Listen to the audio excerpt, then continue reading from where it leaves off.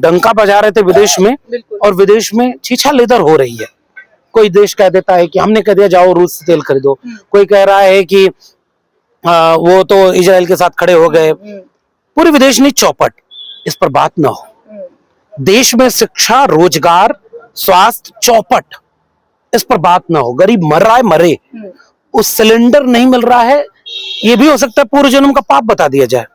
नाली के गैस से तो चाहे बहुत लोग बनाना चाहे, सिलेंडर नहीं मिली, नहीं बन पाई, एफआईआर भी होगी, वहां एफआईआर भी होगी। तो एक पूरे देश को नफरत में तब कामयाब होंगे ना झोंकने में, जब कलम किताब बर्बाद होगी। आज वो बच्ची खून की होली खेलने वाली हो, या वो बच्ची जो ब्रह्मवाद जिंदाबाद का नारा लगा रही हो, या वो बच्चे जो हिंदू मुसलमान के नाम पर नफरत की भाषा बोलते हैं, वे बेचारे अच्छे विश्वविद्यालय में नहीं पढ़ पाए, वो आरएसएस की शाखा से निकले, नफरत की भाषा बोल रहे हैं। जितना सम्मान हम आपका करें, उतना सम्मान हमारा होने दो। हमारी जात पूछ करके कहीं भी सम्मान, सत्ता और संसाधन में भागीदारी नहीं होगी। ये लड़ाना नहीं है, ये न्याय की बात है। लड़ा वो रहे हैं जो जाति जनगणना का विरोध करते हैं, जो आरक्षण का विरोध करते हैं, और कथावाचकों को आरक्षण का विरोध करने और संविधान का विरोध करने के लिए काम पर लगा रखा है। हम समानता की बात करने वाले लोग हैं, संविधान सम्मत समानता। वे मनुस्मृति की बात करते हैं। लड़ाने की बात संविधान नहीं करता, मनुस्मृति करता है। गैर बराबरी के खिलाफ बराबरी की जंग जीती जाएगी। हाँ, दौर कई बार विपरीत आता है। हुकूमत उनके पास है, सत्ता उनके पास है, संसाधन उनके पास है, मीडिया उनके पास है, इसे लग रहा है कि वो जीत जाएंगे। हम आपसे यकीन कहते हैं कि हमारी किताबें जीतेंगी, हमारी कलम जीतेगी, हमारी इंसाफ और इंसानियत की मोहब्बत जीतेगी। हुकूमत जब हिंसा के लिए लोगों को उकसाए, उनको संरक्षित करे, बलात्कारी जेल से बाहर आए तो उन्हें माला पहनाए, और जातिगत वर्चस्व को फिर से स्थापित करे, ऐसे लोग प्रायोजित करके छोड़ दिए जाते हैं जो नफरत की बात करें, बांटने की बात करें, जात के नाम पर बंटवारे को और खाई को और बढ़ाएं, धर्म के नाम पर खाई को और बढ़ाएं। हमारे जैसे लोगों की और आप जैसे लोगों की भी इस वक्त जिम्मेदारी बढ़ जाती है कि इस खाई के बढ़ाने के खिलाफ बोलें। जात मजहब की खाई जो बढ़ाई जा रही है, उसका फायदा मुट्ठी भर लोगों के हाथ में है, इसीलिए वो चाहते हैं जात पर बात ना हो। लेकिन जाति पर बात ना हो, या जाति जनगणना ना हो, या लक्ष्मण यादव की किताब पर बात ना हो, ये वो लोग चाहते हैं जो जात के नाम पर प्रिविलेज में हैं, जाति के नाम पर लाभ ले रहे हैं। वही कहते हैं कि जात तो अब है ही नहीं, अब तो गरीब अमीर है। इसका मतलब ये है कि वे लाभार्थी समूह मुट्ठी भर हैं। ऐसे ही धर्म के नाम पर मुट्ठी भर लोग चाहते हैं कि दो धर्म आपस में लड़ते रहें। त्योहारों को लड़ा दो और इंसानों को लड़ा दो, ताकि ये जब पूरी जनता आपस में लड़ती रहेगी तो हुकूमत में बैठे लोग पूरे देश को लूट करके जो अपने दोस्तों को दे रहे हैं, इस पर सवाल ना पूछा जाए। कई लाख करोड़ एनपीए माफ कर दिया पूंजीपतियों का, पूरे देश में सरकारी संस्थानों को पूंजीपतियों के हाथों बेच दिया। उसके साथ साथ विदेश नीति, डंका बजा रहे थे विदेश में, और विदेश में छीछा लेदर हो रही है। कोई देश कह देता है कि हमने कह दिया जाओ रूस से तेल खरीदो, कोई कह रहा है कि वो तो इजराइल के साथ खड़े हो गए। पूरी विदेश नहीं चौपट, इस पर बात ना हो। देश में शिक्षा, रोजगार, स्वास्थ्य चौपट, इस पर बात ना हो। गरीब मर रहा है, मरे। उस सिलेंडर नहीं मिल रहा है, ये भी हो सकता है पूर्व जन्म का पाप बता दिया जाए। नाली के गैस से तो चाहे बहुत लोग बनाना चाहे, सिलेंडर नहीं मिली, नहीं बन पाई, एफआईआर भी होगी, वहां एफआईआर भी होगी। तो एक पूरे देश को नफरत में तब कामयाब होंगे ना झोंकने में, जब कलम किताब बर्बाद होगी। मैं उत्तर प्रदेश से आता हूँ, हम लोग तो इसके लिए लड़ाई लड़े। कंपोजिट स्कूल बंद करके कंपोजिट ठेका खोल रही है कौन सरकार? जो धर्म के नाम पर चल रही है। उत्तर प्रदेश में 27,000 के आसपास सरकारी स्कूल बंद किया गया, ताकि भीड़ जो पैदा हो ना, समझदार ना हो, शिक्षित होगी, जागरूक होगी तो सवाल करेगी कि स्कूल बंद क्यों कर रहे हो, ठेका खुलवा रहे हो। नशे की गिरफ्त में पूरा समाज जा रहा है। उन्हीं में से कुछ लोगों को प्रायोजित करके मुसलमानों के खिलाफ भड़काओ, बाकी जातियों में जो समानता की बात करे उनको जातिवादी कह दो, जैसे जाति जनगणना की मांग को कह दो कि तो जातिवाद बढ़ाने वाला है। आज का दिल्ली का ये कार्यक्रम, ये उस प्रतिरोध में शामिल एक कार्यक्रम है। मेरा लिखना भी उसी प्रतिरोध में शामिल है।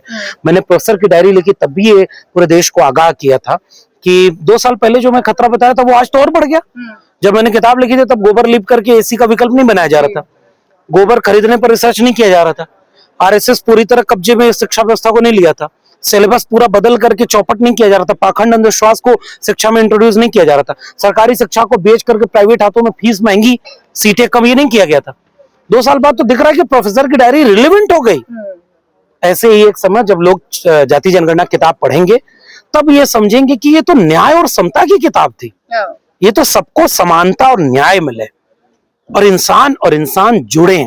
मेरी किताब के फ्लैप पर संत कबीर का एक दोहा है कि कबीर कुआं एक है, पानी भरे अनेक, और बर्तन में ही भेद है, पानी सब में एक। ये जो एक करने की कोशिश है, ये 25 साल बाद, 50 साल बाद लोग जब इस दौर का इतिहास पढ़ेंगे कि पूरे देश को अंधविश्वास, पाखंड, हिंदू मुस्लिम के झगड़े में, नफरत में, मुट्ठी भर जातियों के हाथों पूरे वर्चस्व और संसाधन सौंप देने में जब झोंका जा रहा था, तो कौन था जो लड़ रहा था? कोई प्रकाशक था जो विपरीत परिस्थिति में सवाल उठाने वाली किताबों को छाप रहा था। कोई हमारे जैसे लेखक और भी लेखक हैं, वे उस नफरत की और बंटवारे की साजिश और राजनीति के खिलाफ खड़े थे, नौकरी गवाकर। आप जैसे पत्रकारों का नाम आएगा कि वो उस नफरत वाले प्रोपोगेंडा में शामिल होने की बजाय जनता के पास खड़े थे। हम सारे लोग एक परिवार के लोग हैं जो इंसाफ और इंसानियत में यकीन रखते हैं। आज वो बच्ची खून की होली खेलने वाली हो, या वो बच्ची जो ब्राह्मणवाद जिंदाबाद का नारा लगा रही हो, या वो बच्चे जो हिंदू मुसलमान के नाम पर नफरत की भाषा बोलते हैं, वे बेचारे अच्छे विश्वविद्यालय में नहीं पढ़ पाए, वो आरएसएस की शाखा से निकले, नफरत की भाषा बोल रहे हैं। हम चाहते हैं कि देश में डीयू, जेएनयू, जामिया बचे और इस तरह के विश्वविद्यालय बचे ताकि ऐसे लोग कम पैदा हों, तब हम एक बेहतर दुनिया बना पाएंगे। लेकिन आप जो कोशिश लगातार कर रहे हैं, वहाँ दूसरी तरफ आप देखिए कि जिस तरीके से एक परिवार को, एक मुस्लिम परिवार में और एक हिंदू परिवार में जो आपसी वैमनस्य की बात थी, जो एक लंबे अरसे से चली आ रही थी, उसको इस तरीके से प्रेजेंट किया जाता है जैसे वो एक मुस्लिम परिवार पूरे भारत के मुसलमानों का रिप्रेजेंटेशन हो, और एक हिंदू परिवार और जो हिंदू लड़का जिसकी दुर्भाग्यवश जान गई, वो पूरे जितने भी हिंदू हैं उन सबका रिप्रेजेंटेशन, और उस हिंदू में दलितों को भी उठाकर शामिल कर। ज्यादातर वहाँ दलित हैं उस एरिया में जो लोग रहते हैं, बल्कि वो दोनों परिवार दोनों एक ही समुदाय से आते हैं, एक ही जात से संबंध रखते हैं। उसके बाद भी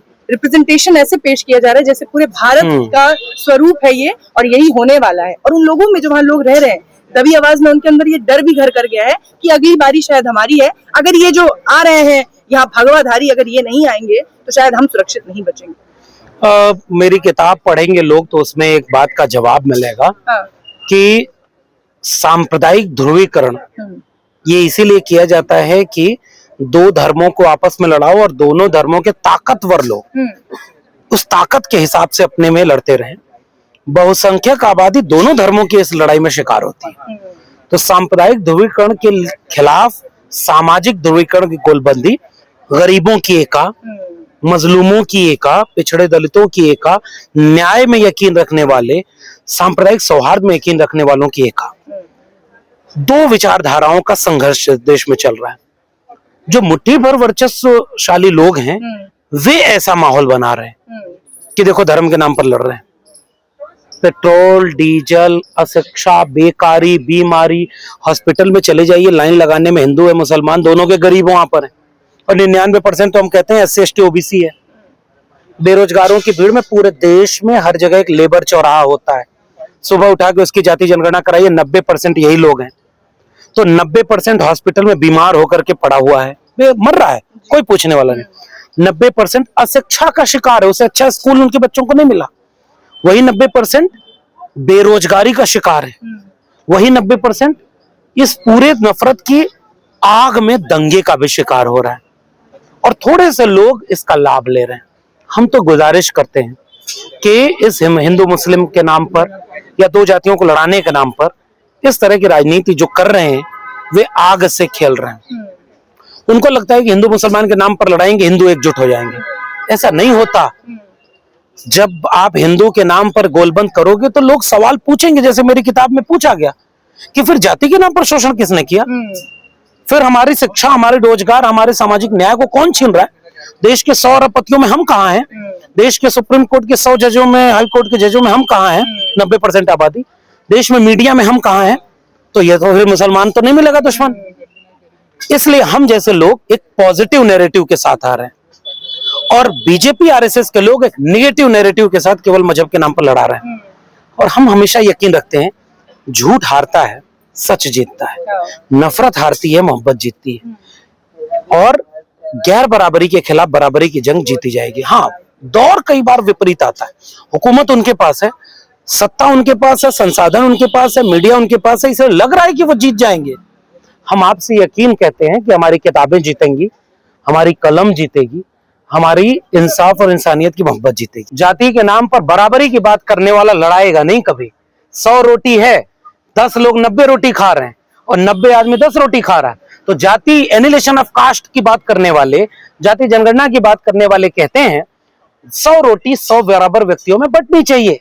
ये लड़ाई नहीं है। अपने हिस्से का आप खाओ, बाकी लोगों को खाने दो। जितना सम्मान हम आपका करें उतना सम्मान हमारा होने दो। हमारी जात पूछ करके कहीं भी सम्मान, सत्ता और संसाधन में भागीदारी नहीं होगी। ये लड़ाना नहीं है, ये न्याय की बात है।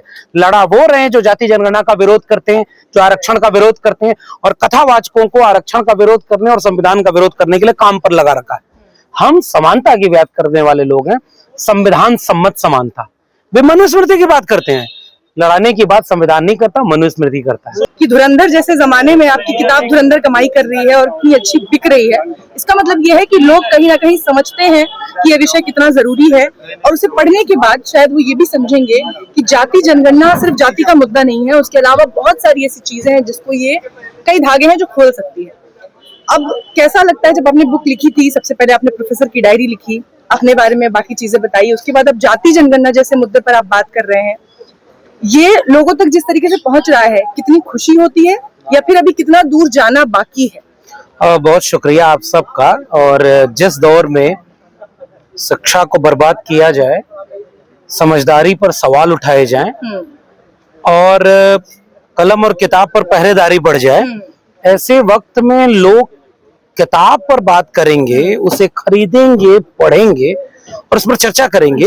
ये किसी भी लेखक के लिए या सोचने समझने वाले व्यक्ति के लिए सबसे बड़ी उम्मीद होता है। जिस दौर में हुकूमत के शह पर हर हाथ में तलवार और हथियार बांटने का प्रचलन हो, उस वक्त, उस विपरीत दौर में हर हाथ में कलम और किताब देखने वाले इस बात से बहुत खुश होंगे, मुतमईन होंगे कि आज भी किताब पर होने वाले कार्यक्रम में दिल्ली में इतना हुजूम आ सकता है। बड़े बड़े बुद्धिजीवी इस पर बात कर रहे हैं। मेरी पहली किताब प्रोफेसर की डायरी, उसने भी मुझे ये हिम्मत दी। और आप यकीन मानिए कि हिंदी की दुनिया में बीते लंबे अरसे में एक गंभीर किताब पर इतनी चर्चा हुई हो, इतना लोगों ने उसे खरीद कर पढ़ा हो, ये हिम्मत बढ़ाने वाला था। मेरी दूसरी किताब थोड़ी गंभीर और तथ्यों के साथ, एक ऐसे विषय पर जिस पर धारणाएं ज्यादा हैं, सूचनाएं कम हैं। इस विषय पर जब किताब लिखी तो एक मन में चिंता थी कि इसको कौन पढ़ेगा, कितने लोग पढ़ेंगे।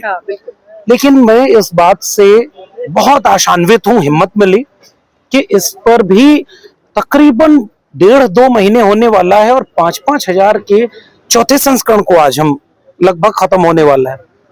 ये आंकड़े तो बहुत कम है, लेकिन किताबों की दुनिया के हिसाब से ये आंकड़े बहुत ज्यादा हैं। सर, आज की दुनिया के हिसाब से बिल्कुल। आप आज की दुनिया में जो धुरंधर, मैं जैसे अपने इंट्रो में कहा कि धुरंधर जैसी फिल्में जब यहाँ प्रोपेगेंडा सेट कर रही हैं, तब आपकी किताब इस चौथा संस्करण अपना लेकर आ रही है, ये बहुत बड़ी बात है। एग्जैक्टली। और धुरंधर तो जिस अर्थ में आप इस्तेमाल कर रही हैं, मैं उसी को और इलोबरेट कर दूं कि जिस दौर में हुकूमत 3 चीजों पर टिकी हो, झूठ, कूट और लूट, तो झूठ के खिलाफ सच बोलने वाली किताबें या लोग, फूट के खिलाफ जोड़ने वाले लोग, कि लोग एकजुट हों जात से जमात की ओर। मेरी किताब के नीचे आप देखेंगे लिखा हुआ है जात से जमात। डॉक्टर लोहिया जाति तोड़ो और जमात जोड़ो कहते थे। Doctor Baba Saheb Ambedkar annihilation of cast की बात करते थे। ऐसे दौर में एक वैचारिक किताब और उसे इतना प्रेम, तो ऐसा लगता है कि वो जो सत्ता प्रायोजित प्रोपेगेंडा है, वो तो सत्ता की वजह से चर्चा में है। कल सत्ता जाएगी, वो प्रोपेगेंडा ध्वस्त हो जाएगा।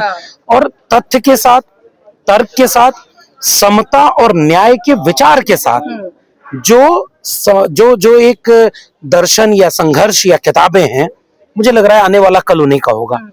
ये जो लड़ाई समानांतर चल रही है, जिसका आपने जिक्र किया कि अभी जात से जमात की ओर, इसको लेकर भी जो लोग हैं, जिसको जिस तरीके से समझ रहे हैं, अगर वो सिर्फ इस वर्ड को पकड़ ले कि जमात की बात यहाँ की जा रही है, तो भी आप पर गाज गिर सकती है। कि जिस तरीके से उत्तम नगर में जो कुछ हुआ, आपने देखा होगा कि किस तरीके से यहाँ पर एक समुदाय है जिसको अपना त्योहार मनाने के लिए कोर्ट से परमिशन लेनी पड़ती है, वहां से कहना पड़ता है कि देखो हमारे साथ किसी तरीके की कोई व्यवहार ऐसा ना हो जाए कि हमें फिर दिक्कत हो जाए। वहां एक बच्ची जो पहुंच रही है वो खून की होली खेलने के लिए वहां पहुंच रही है। तो जब आप एक तरफ, इसलिए मैंने समानांतर कहा कि एक तरफ आप जैसे लेखक हैं जो युवाओं को जागृत करने का काम कर रहे हैं और आपकी किताब भी बिक रही है, इसका मतलब लोग पढ़ रहे हैं और जागरूक हो भी रहे हैं। दूसरी तरफ ये बच्चे हैं जो वहां खूनी होली खेलने पहुंच रहे हैं। ये लड़ाई जो समानांतर चल रही है, इसका क्या अंत आपको लगता है और किसकी जीत की तरफ देख रहे हैं आप इसे? ये नफरत की जो आग है, ये तो साफ तौर पर हम लोग इसके बारे में लिखते पढ़ते बोलते रहे हैं कि ये सत्ता के संरक्षण में चल रही है। हुकूमत में जो लोग बैठे हैं वो दो काम एक साथ कर रहे हैं। वो आरएसएस के सपनों का भारत बनाना चाहते हैं, जिसकी बुनियाद में ऐसे ही लोग पैदा होंगे। वो अपने विचारक, जिसको खुद वो सावरकर को वीर कहते हैं, फिर वीर भारत रत्न शब्द दिलाते हैं, हुकूमत बदलेगी तो फिर वो माफी वीर हो जाएंगे।